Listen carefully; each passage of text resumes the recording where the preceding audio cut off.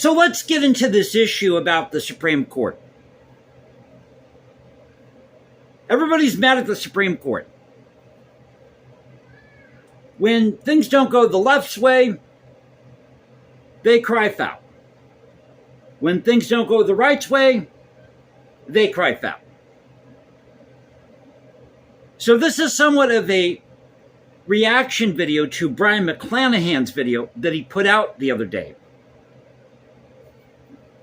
I think it was yesterday, talking about how the Supreme Court has always been a political or activist court. And that is true. It always has been politically motivated, somewhat of an activist court.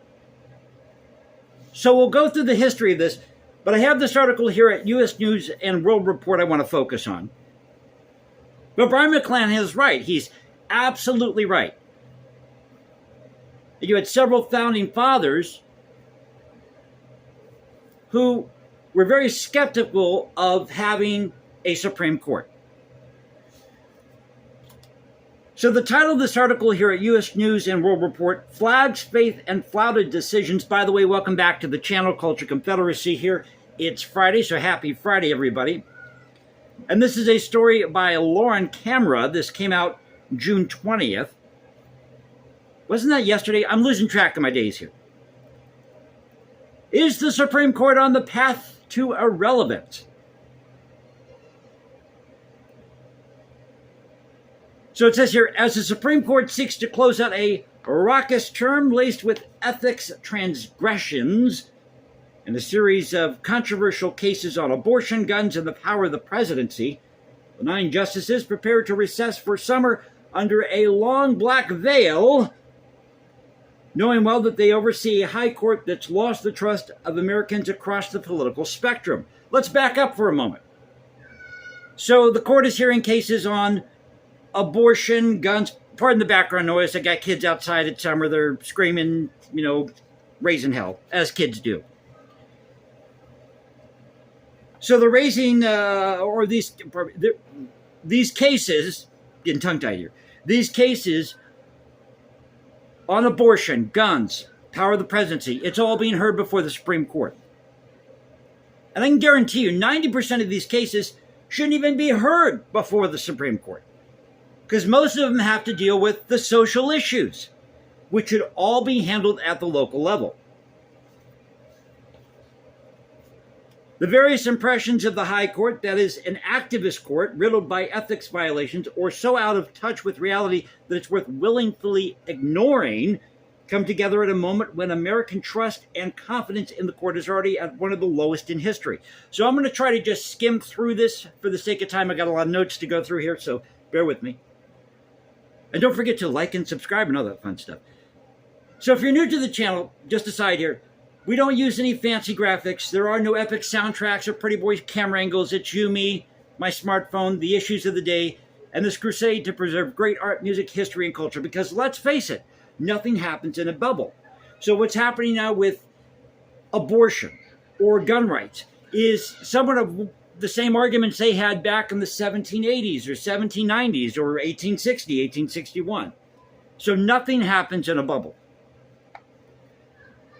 Goes on to say here, while a handful of justices seem unbothered by the dynamic, more seem to acknowledge the task before them, tamp the hostility, rekindle trust, and slowly retreat from the perilous position in which they now find themselves in danger of becoming obsolete. Well, I have to side with some of the founders here. We probably don't need a Supreme Court. So if you go back in time here, to when the Supreme Court was established, you go back to the Constitution, the Judiciary Act of 1789. Now, here's what the Judiciary Act of 1789 did. Now, Article 3 of the Constitution says there will be one Supreme Court, but it really doesn't specify how that's supposed to be laid out. So that came with the Judiciary Act of 1789. So the Judiciary Act 1789 made SCOTUS the highest judicial tribunal, was to be located at the U.S. Capitol, which at that time was New York City. That was around 1790. divided the court system into judicial districts or circuits, and required justices to, quote-unquote, ride circuit and hold circuit court twice a year in their respective assigned districts. So the Judicial Act here, this laid out how the court was supposed to function. But the Constitution, Congress, did not specify to the court what cases they could hear or not hear. And here lies the problem, rather. So SCOTUS grows into this powerful entity all to its own under John Marshall, which declared itself the final word on the Constitution, judicial review. And you can see this play out in McAuliffe during Maryland, which Brian McClanahan talked about.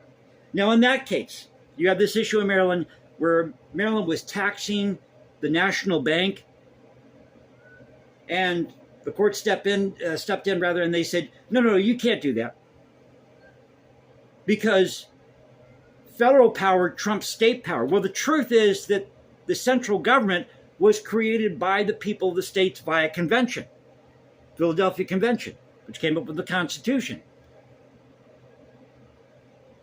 So it was really the states who held all the power, as they do now, or as they should. So it is the states who have the power. And the people of the states could hold a convention tomorrow and get rid of the Supreme Court if they wanted to. So you have this ballooning, no different than what we're dealing with today with a lot of these agencies in the federal government. This ballooning entity called the Supreme Court of the United States.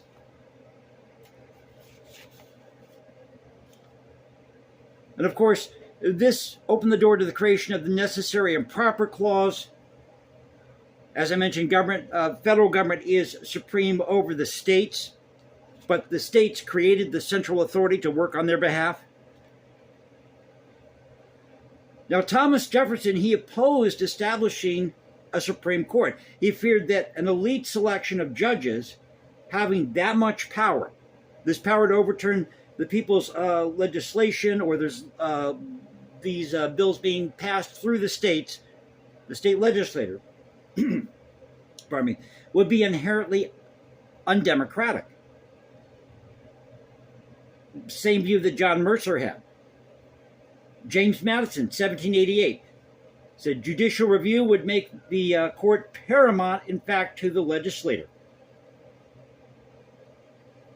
and that the appellate jurisdiction should be the final arbiter.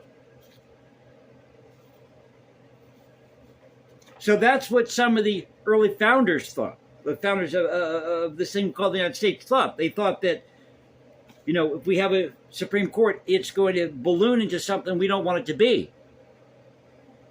We're trying to avoid monarch, an overbearing government. So getting back to the article here, but the question of whether they can is very real, referring to the last paragraph here. Preventing the court from being obsolete, winning back the American people's favor.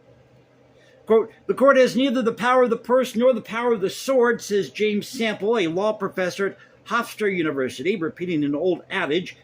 The only way it has legitimacy in terms of people being faithful to its rulings is if the people respect its institution. Quote, the definition of fair process, in my view, is that you respect it even when you lose. And that goes both ways, the hallmarks of due process. Again, getting back to this idea that it's an activist court, politically motivated. I mean, when you've got somebody like John Marshall saying, we are the final say on the Constitution here at the Supreme Court, you got problems. You got problems. So the hallmarks of due process, notice the opportunity to be heard and an impartial arbiter free of outside influence. Those are things that feel so basic and elementary, but when you start losing those basic and elementary building blocks, the court becomes a house of cards.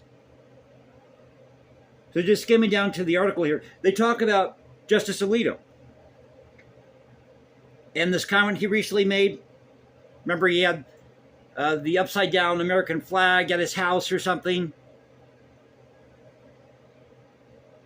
Or his wife put it up, this upside-down American flag, which is a sign of distress, protesting the results of the 2020 election.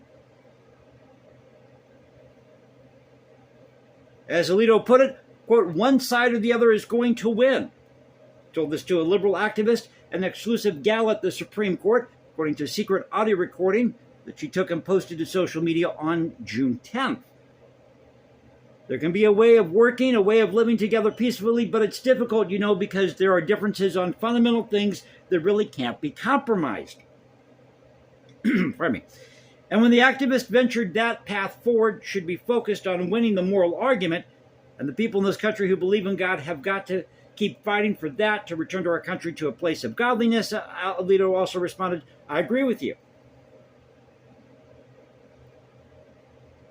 His remarks come in the wake of controversy over photos that show flags similar to those carried by Trump supporters during the January 6, 2021 attack on the Capitol, flown at two of Alito's homes.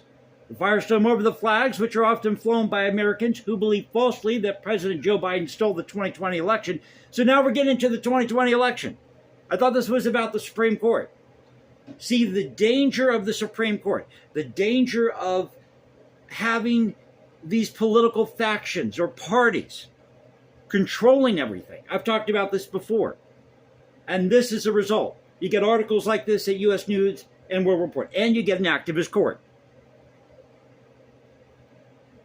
This all comes as the justices deliberate on cases which could implicate Trump for his role in that attack and establish the boundaries of presidential immunity.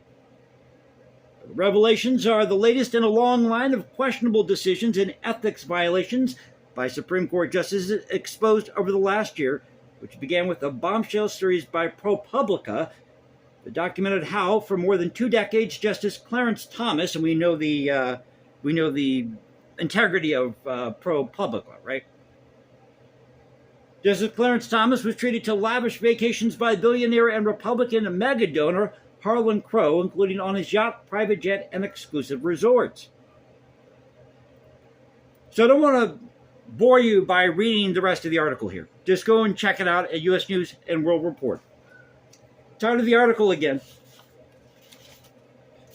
Flags, faith, and flouted decisions is SCOTUS on the path of irrelevance. I think it's time we should get rid of the Supreme Court. Get rid of D.C. while we're at it. Bring everything back to the states where it belongs. Power to the people. So I hope you enjoyed the video. If you did, you know what to do. You can find me at X, Culture Confederacy, at Culture Confed1 on X. Go to Instagram, hashtag Jason Composes, because I write music in my spare time. And I'll catch you next time. So God bless this thing called the United States. You know how we do it here. As I said, no fancy graphics, no epic soundtracks, pretty boy camera angles, you, me, my smartphone, and this crusade to preserve great art, music, and history, culture, as we talk about the issues of the day. You all have a great weekend, and I'll catch you next time.